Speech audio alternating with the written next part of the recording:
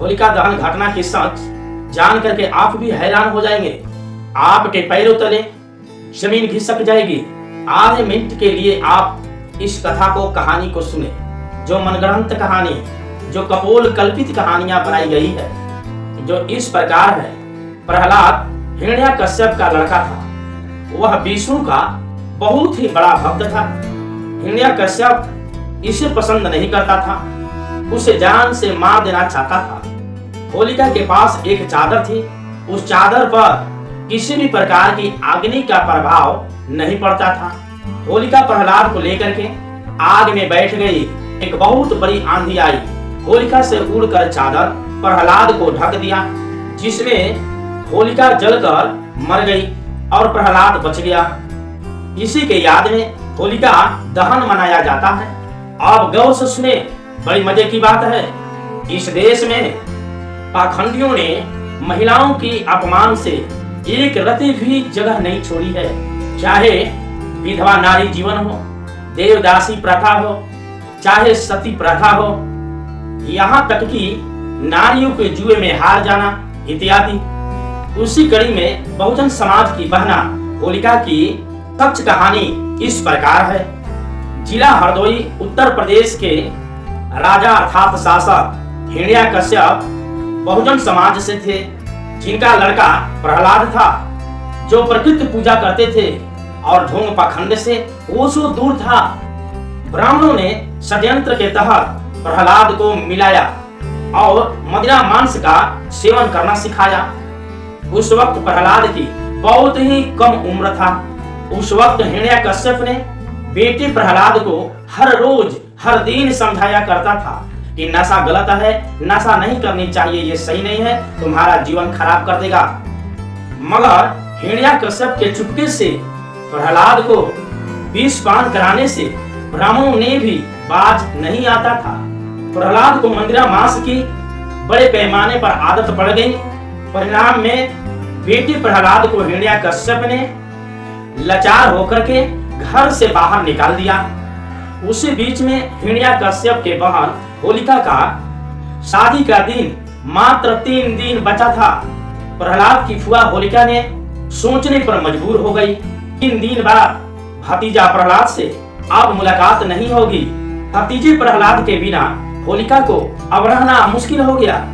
जैसे ही शाम हुआ, होलिका ने अपने भाभी से खाना लेकर अपने भाई हिरण्याकश्यप से चुपके गांव से बाहर पहुंची, जहां प्रहलाद था। तो 5 ब्राह्मणों ने मिलकर के प्रहलाद को खूब नशापान विष पान कराते हुए देखी। होलिका ने घर पर आकर के होलिका ने अपने भाभी से बताई, मगर डर के मारे होलिका ने अपने भाई हिरण्याकश्यप से नहीं बताई। दूसरे दिन भी वैसा ही अपने भतीजे प्रहलाद के लिए शाम को भोजन लेकर के गई, तो केवल 5 ब्राह्मणों ने ही वहां मिला और पूछी कि प्रहलाद कहाँ है। तब षड्यंत्रकारी ब्राह्मणों ने जंगल की तरफ बताया कि उधर पी करके बेहोश होकर के गिरा पड़ा है प्रहलाद ने। प्रहलाद के जीवन के कल्याण हेतु होलिका ने निर्भीक रूप से चल पड़ी और पीछे से षड्यंत्रकारी ब्राह्मणों ने चल दिया। सुनसान जगह देखकर बहन होलिका को 5 ब्राह्मणों ने मिलकर के सामूहिक बलात्कार किया, जिसके कारण होलिका ने बेहोश हो गई।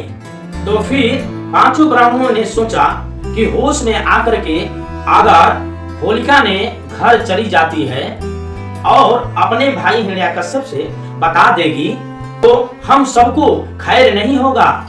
इसलिए ब्राह्मणों ने प्रमाण को खत्म करने के लिए बेहोशी हालात में ही लकड़ी, गोईठा, घास फूस उसके बदन पर डालकर 5 ब्राह्मणों ने चारों तरफ से घेर करके और आग लगा दिया कि कहीं उठकर भाग न जाए। इधर घर नहीं आने पर होलिका की भाभी अर्थात हिरण्याकश्यप की पत्नी काफी चिंतित थी कि होलिका कहाँ रह गई, रात भर अभी तक आई नहीं। सुबह होते ही हिरण्याकश्यप को उनकी पत्नी सारी बात बताई। तो इस घटना को सुनकर हिरण्याकश्यप ने अपने सिपाही को भेजा, तो गांव के बाहर में पाया कि होलिका की आधी अधूरी लाश जली पड़ी है, जिसमें मृत्यु हो गई थी। हिरण्याकश्यप ने अपनी पत्नी के माध्यम से उन 5 ब्राह्मणों को पकड़ा क्योंकि पहली रात में जो खाना लेकर के गई थी होलिका ने, उस वक्त पांचों ब्राह्मणों ने मिलकर के वो शराब नशा विष पान जो करा रहा था, वो आकर के होलिका ने अपने भाभी को बताई थी। उन पांचों ब्राह्मणों को हिरण्यकश्यप ने पकड़ करके दंड के तौर पर सर के बाल मुंडन किया, छिलवा दिया और नुकीले लोहे से पांचों ब्राह्मणों के ललाट पर अबीर लिखा। अबीर अर्थात वीर नहीं हो, कायर हो, चोर हो, घटिया हो, चंडाल हो, ललाट पर अबीर लिख करके और गधे पर बैठा करके और पूरे बस्ती को घुमाया गया। अब उन पांच ब्राह्मणों का जो अबीर लिखा गया था, जिधर जाता था उधर लोगों ने पहचान जाता था कि ये समाज की बेईमान और चंडाल घटिया है, कायर है, चोर है, बदमाश है। समाज ने अस्वीकार करना चालू कर दिया और कहीं भी जगह नहीं मिल रहा था उन पांचों। इस तरह से बलात्कारी ब्राह्मणों ने सच्चाई को छुपाने के लिए एक निर्मल जीवन होलिका को आग के हवाले लगा दिया। और पाखंडी ब्राह्मणों ने यही नहीं रुका, मनगढ़ंत कपोल कल्पित कहानियां बनाया अपनी सच्चाई छुपाने के लिए। त्योहार अर्थात तुम्हारा हार और तुम्हारा हार वाला दिन, शोक वाला दिन, तुम्हारी खुशियां वाला दिन बना दिया, ताकि उन पांच ब्राह्मणों की सच्चाई का पता न चल पाए। अब आपको सोचना चाहिए कि बहुजन समाज अर्थात पिछड़ा अति पिछड़ा की बहन की हत्या की गई और उसके खुशी की इजहार में हुआ पूरी और कचौड़ी कैसा? वो खुशी का दिन नहीं बल्कि गम का दिन है, क्योंकि आपकी बहने का हत्या की गई है। जुआ खेलना, शराब पीना, किसी की माँ बहने के साथ में रंग लगाना और अश्लील हरकतें करना उसी पांच ब्राह्मणों का प्रतीक है जो होलिका के साथ अश्लील हरकतें अर्थात बलात्कार किया था। यह उसी का प्रतीक है जो पांच बलात्कारियों के ललाट पर अबीर लिखा गया था, जो कायर चोर वीर नहीं हो पहचान दिया गया था। और आज भी उसी का परिचय दे रहे हैं। ये खुशी का नहीं बल्कि ये गम का दिन है, शोक का दिन है। धन्यवाद।